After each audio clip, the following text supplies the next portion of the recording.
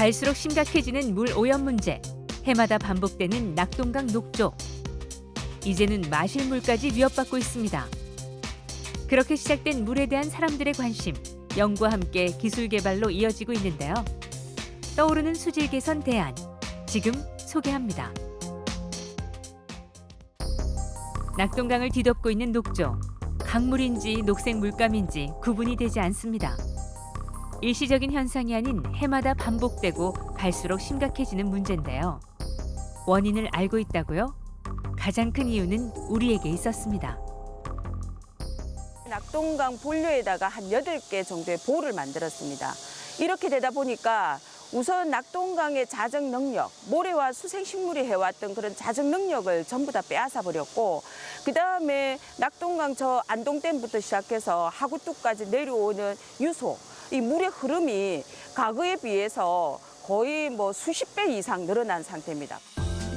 깨끗한 물을 위한 사람들의 노력은 계속되고 있는데요. 한때는 녹조 때문에 골머리를 앓았다는 곳, 오염 물질과 악취 때문에 사람들의 발길조차 끊겼다는 곳, 지금은 깨끗합니다. 어디에서도 그 흔적을 찾을 수 없는데요. 믿고 찾는 장소, 이제는 롤 모델이라고요. 일산 호수공원은 전국에 있는 인공호수의 롤 모델입니다. 따라서 이제 그 수질 관리에 특별히 신경을 썼었고, 그 환경정책기본법 시행령 그 호소수 수질 기준에 따르면 예전에는 2에서 3급수, 현재는 1에서 2급수 수준을 유지를 하고 있습니다. 작년 여름 같은 경우는 좀 올해처럼 이상 기온이 좀 있어서 약간 조류가 좀 발생이 됐었고요. 그거로 인해서 그 물비린내 그런 게 좀 많이 나가지고 좀 시민들이 약간의 불편을 겪었었죠. 인위적으로 물을 가둬서 만든 인공호수이기에 수질 관리가 쉽지 않았습니다. 응집제 투여와 준설 작업을 반복했다고 하는데요. 지난해부터 달라지기 시작했습니다.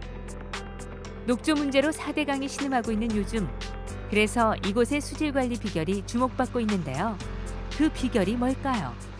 전국에 많은 사람들이 그 수질 관리를 배우기 위해 많이 견학을 오고 외국에서도 왔었어요. 그래서 저희 나름대로는 자부심도 있었지만 그 수질 관리에 대한 책임감도 있었기 때문에 여러 그 방법들을 시도도 해보고 찾고 있었죠. 근데 이제 특히 제가 논문이나 인터넷상에서 제가 찾아본 바로는 나노와 마이크로 버블을 접하게 됐었는데, 대부분이 일본 제품을 들여다가 쓰는 어떤 그런 상황에서 제가 별로 탐탁지 않게 생각을 했었는데, 최근에 이제 우리 국내 기업 나노버블을 했다고 그래서 제가 직접 찾아보고 가서 직접 보기도 하고, 그래서 이 부분은 나노 사이즈만 확실하다면 접목하는데 큰 문제가 없다, 그런 확신을 가지고 있었고, 그래서 접목을 하게 된 거예요. 호수공원 관리자가 말하는 나노버블, 익숙하지 않은 용어인데요. 오염물을 제거하기 위해 사용하는 응집제와 어떤 차이가 있는 걸까요? 오염물질이 확실히 제거된 건 맞는지, 이곳의 상황을 시민들에게 직접 물었습니다.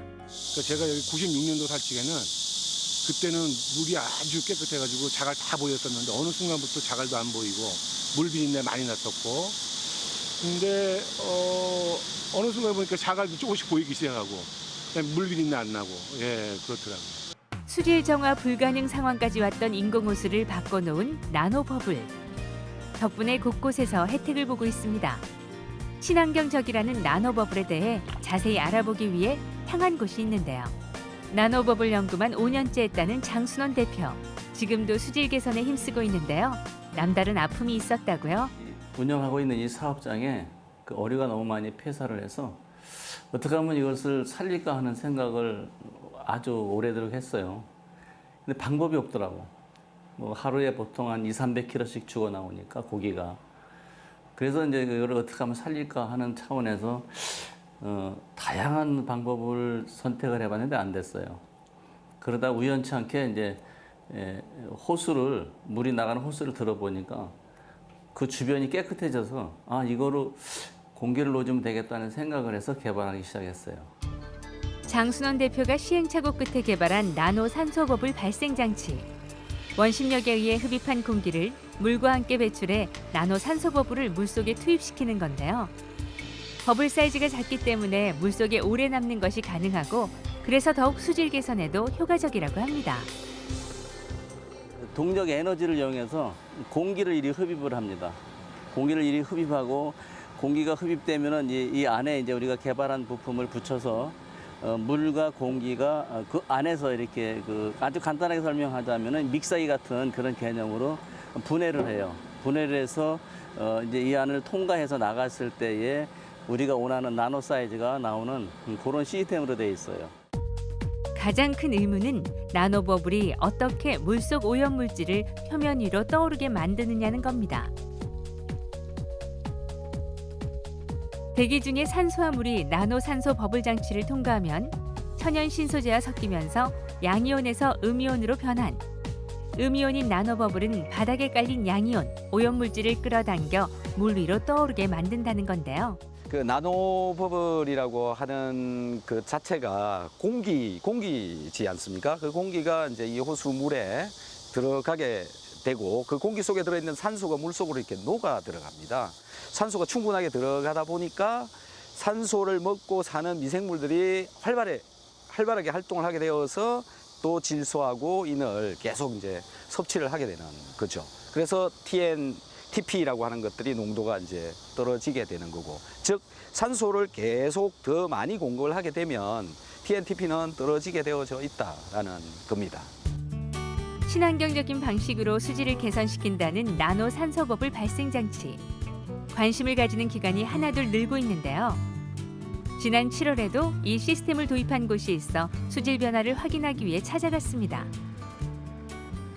이곳 송파 석촌호수는 저희가 서울시 물연구원과 공동으로 기술 개발하는 지금 과제로 수질 등급을 향상시킬 수 있는지와 녹조 발생을 억제할 수 있는지, 그리고 녹조가 혹여라도 발생했을 경우 제어할 수 있는지에 대해서 나노버블이 그 기술에 대해서 검증을 하고 실질적으로 필드에서 적용 가능한지에 대한 부분을 갖다가 확인하기 위해서 저희가 지금 이곳에서 운영 중에 있습니다.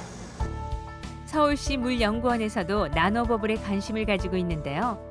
나노버블 장치 도입 한 달 후 항공사진으로 비교해도 달랐습니다. 서울시 물연구원에서 수질 검사를 위해 이곳을 찾았습니다. 오늘 목적은 나노버블 장치가 설치된 곳과 나노버블 장치가 설치되지 않은 곳을 채수해 비교 분석하는 것입니다. 여기가 좋을 것 같은데? 물연구원도 직접 확인하는 건 처음이라 그 결과가 기대되는 상황. 0.7이요. 0.7. pH 8.5이요. 과연 변화가 있을까요? 수질 검사는 수소 이온 농도, 용존 산소량뿐 아니라 영양염류, 탁도, 세균 미생물 함유량까지 다양한 항목으로 꼼꼼하게 이루어지는데요. 지금 투명도가 저기 수호는 0.7이었고 이게 동호 넘버 1번 지점에는 지금 1.1m로서 약 0.4m가 투명도가 높다고 보면 됩니다. 놀랍습니다. 호수 바닥에 깔려있는 오염물질 제거에 나노버블이 영향을 미쳤던 겁니다. 서서히 변화되는 호수, 앞으로 지속적으로 관리할 예정이라고 하는데요. 5지점 7채수물을 가지고 가서 저희 연구원에서 pH, 그다음 TOC, DO, TP, 총질소, 클로로필 A 등 총 11개 항목에 대해서 수질 측정을 한 다음 호수 수질 기준에 몇 등급에 해당되는지를 연구를 진행하고 있습니다. 과거에는 낙동강 상류에서 하루까지 내려오는데 사실은 한 18일 정도. 근데 지금은 100일에서 118일 정도 걸리거든요. 이 정도로 100일 이상 늘어난 거죠. 이런 속에서 녹조가 발생할 수 있는 가장 좋은 조건이 지금 현재 만들어져 있는 상태입니다. 친환경적인 수질 개선, 그 대안으로 주목받고 있는 나노버블. 녹조 문제 때문에 골머리를 앓고 있는 낙동강에도 대안이 될 수 있을까? 보다 정확한 해결점을 찾기 위한 새로운 도전은 계속되고 있습니다.